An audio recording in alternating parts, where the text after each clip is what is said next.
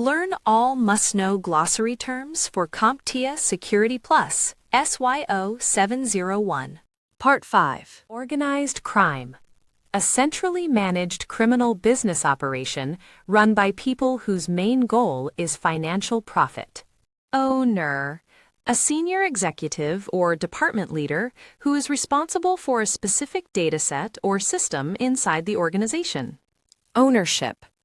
The process of designating which specific department or individual inside a company is responsible for an asset from the time it is acquired until it is decommissioned. Package monitoring. The ongoing process of constantly watching third-party software packages and libraries that an application has incorporated. The practice of stopping detailed data packets transmitted across a network in order to gain a highly granular view of network activity. Parallel processing. A process that involves running the exact same tasks simultaneously in both the secondary and primary systems. Partially known environment penetration testing, an approach to finding security weaknesses in which the penetration testers work using only a subset of the system's information. This is also known as gray box testing. Partition. A section of a disk that the operating system views as its own separate unit for storage. Passive reconnaissance, a method for identifying security vulnerabilities where the penetration tester uses a low-profile approach, collecting information without ever touching the target system. A combination of characters and numbers that should be kept secret and serves as the most common way to implement authentication using knowledge. Password age. The amount of time a password has been actively in use, where older passwords are usually seen as having a higher risk of exposure and therefore needing more regular updating. Password attack. An attack that is specifically focused on taking advantage of weak passwords. Password best practices. The recommended tactics and strategies for both creating and managing passwords in a way that truly enhances security. Password complexity.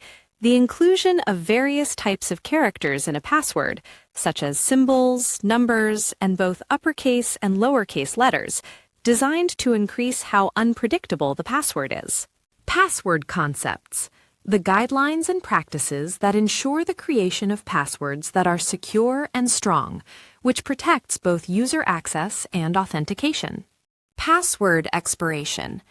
A specific set period of time after which a password must be changed to a brand new one to help reduce the chance of a breach over time. Password length. The total number of characters that a password contains. Password management.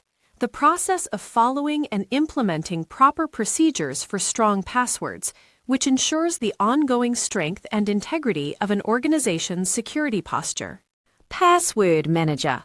A digital vault specifically designed for securely managing and storing passwords. Password reuse. The practice of using the exact same password for many different systems or accounts. This is discouraged because if that password is compromised, the risk of gaining widespread access increases. Password standards. The established rules or requirements that govern an organization's access control strategy concerning the creation, storage, and management of passwords. The use of an encrypted, centralized repository for storing multiple different credentials. Passwordless authentication. A system where the user's identity is verified through things like hardware tokens, biometric data, or even behavioral attributes, completely getting rid of the need to remember and enter a password. Patch availability. The accessibility of software fixes and updates provided by vendors of software, designed to address system vulnerabilities, improve overall performance, or enhance functionality. Patching.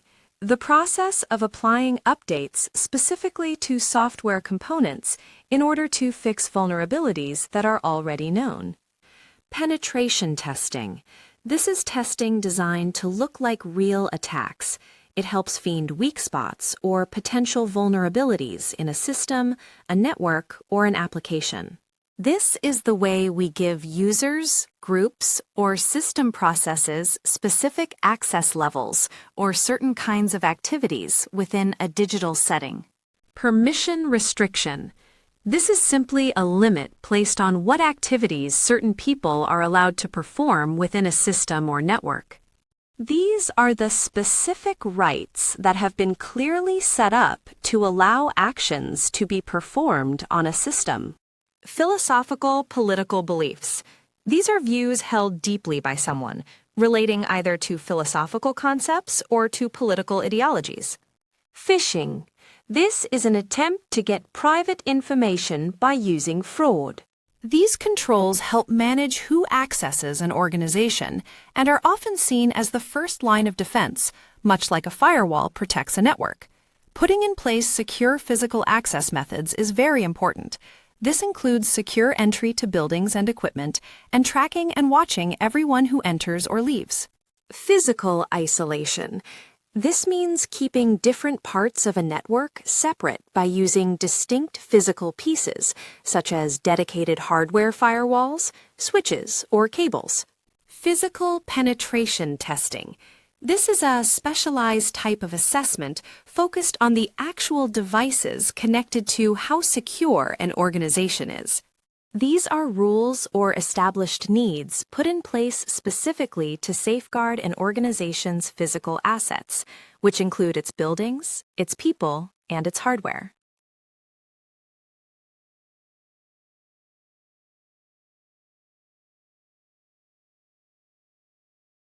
Platform diversity. This involves using a variety of different software or hardware platforms throughout an organization's IT setting. That offers a standard way to handle a certain type of event, incident, or process. Policies and handbooks. These are documents that clearly state the procedures, rules, and guidelines determining how employees should engage with the digital assets of an organization.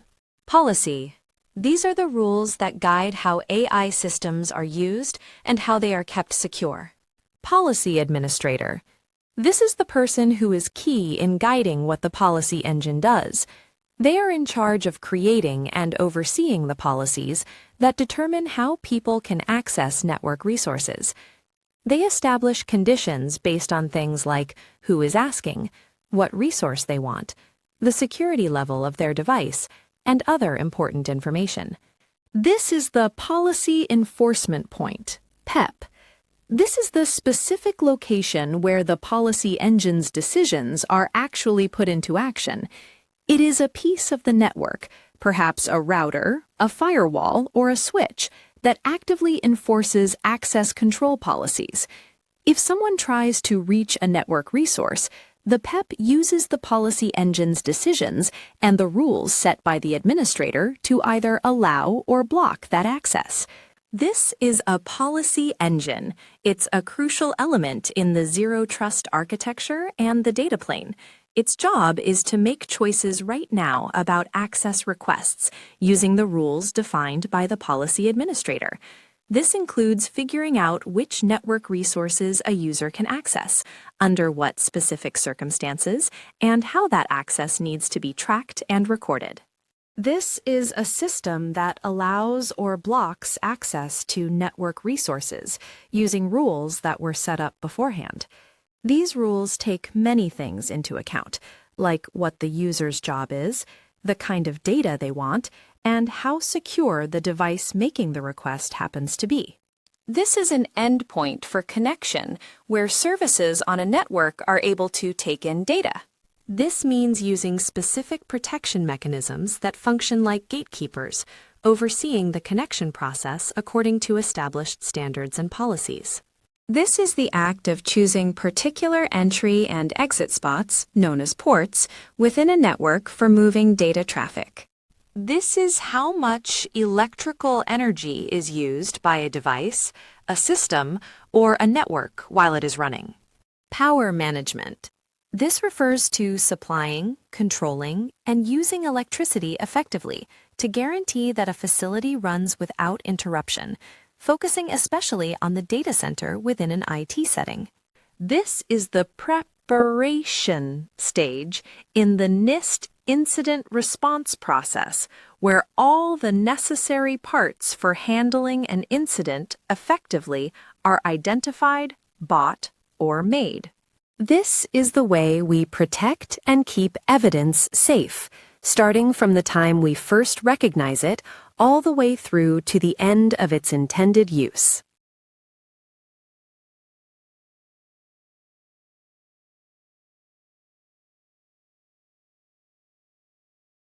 This is a group of controls put in place before something happens, intended to stop incidents from occurring. These controls enforce security rules, and they are sometimes called deterrent controls. This guideline says that people or systems should only have the smallest amount of access or permissions required just to finish their tasks. This is the simple process of giving vulnerabilities a rank. This is private data. This is information that should not be shared with many people. If unauthorized persons access this private information, it could seriously harm the organization. This is a cryptographic key that we keep secret, and its job is to perform decryption. Privilege escalation.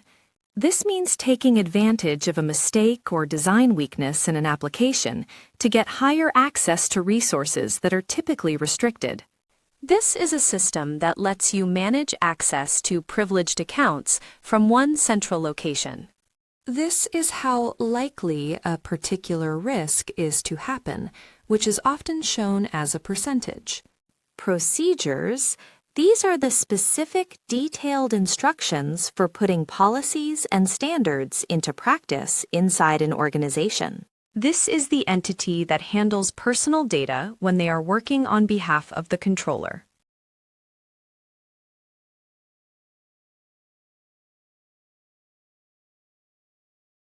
This is a defined set of rules and agreements that control how data is sent and how it is received across a network.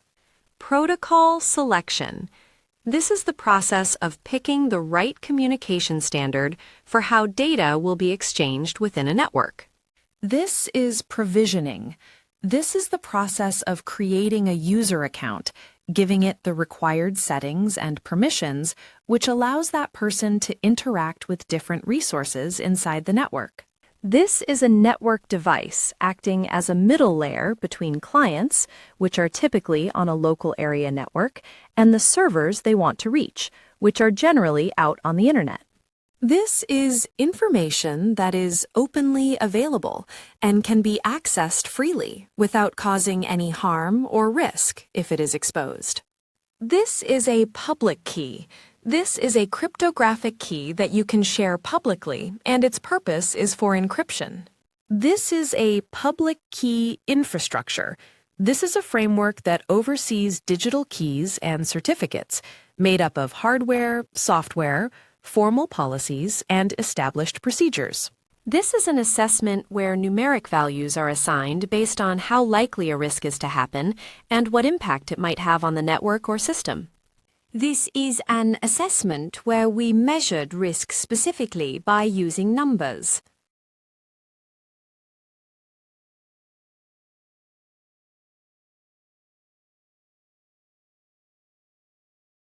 Quarantining. This is the process of taking a suspect file or troubling system activity and separating it in a secure space away from the rest of the network. How they handle data, and their corporate culture, which shows their integrity and reliability. Race condition. This describes a situation where a software system's behavior changes depending on the specific timing of events, like the sequence in which threads are told to run. Radio frequency identification cloning.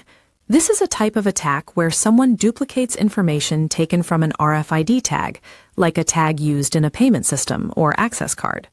Ransomware. It's a kind of malware that keeps you from accessing a computer system and then demands that a ransom be paid. This is an operating system meant to process data as it comes in, usually within a set time constraint. Reconnaissance. This is the stage where testers gather preliminary data or intelligence about the target system to help them plan their attack strategies better.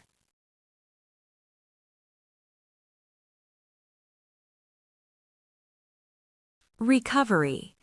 It's the use of backup Record-level copies to encryption, restore data that has been lost or records compromised. that are held within a database. This is the Recovery Point Objective, RPO. This is the maximum amount of data, measured by time, that can be lost because of a disruption. Recovery Time Objective, RTO. This is the required time for restoring a business process following a disruption to help avoid unacceptable consequences. Recurring reporting. This involves periodic reviews and audits meant to assess how effective an organization's security measures are. Recurring risk assessment. This is a systematic risk assessment that occurs at predetermined intervals, such as quarterly, biannually, or annually. Reflected DDoS attack. This is an attack where someone sends requests to various servers, forging the victim's IP address as the source. The servers then send the response to the victim, causing an influx of unwanted traffic. This is a type of data that is subject to laws and regulations, often because of how sensitive it is.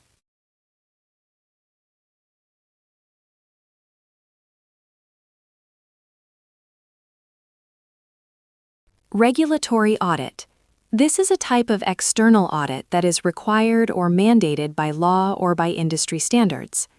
Regulatory rules.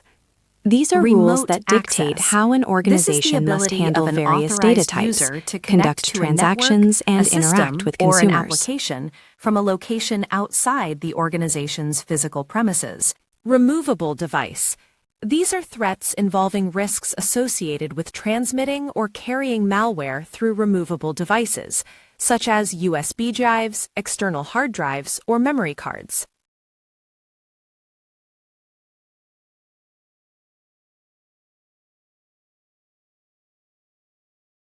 Replay attack. This is an attack that involves the unauthorized capture and retransmission of valid authentication data, such as tokens or credentials. Switchover if a failure occurs. Reporting. This is the process of translating the often technical language of cybersecurity into a digestible format that everyone, from the technical team to senior management, can understand and use for decision-making. This is a type of filtering that involves blocking or allowing websites based on their established track record. Reputational damage. This is a negative impact on an organization's public image and credibility caused by non-compliance with regulations or standards, often manifesting after incidents like data breaches. Rescanning. This is the process of running vulnerability scans again after patches have been applied or other changes have been made. In system architecture, this is the capability of a system to recover and continue functioning even after adverse events, such as hardware failures, cyber attacks, or other disruptions. Resource. This is a tool, a technology, a person, or information that is available for a threat actor to use. Resource provisioning. This is the process of setting up, modifying, or removing digital assets, such as virtual machines, databases, or storage units. Resource reuse. This is the sharing of physical resources, such as memory and processing power, among multiple virtual instances. Thank you for watching.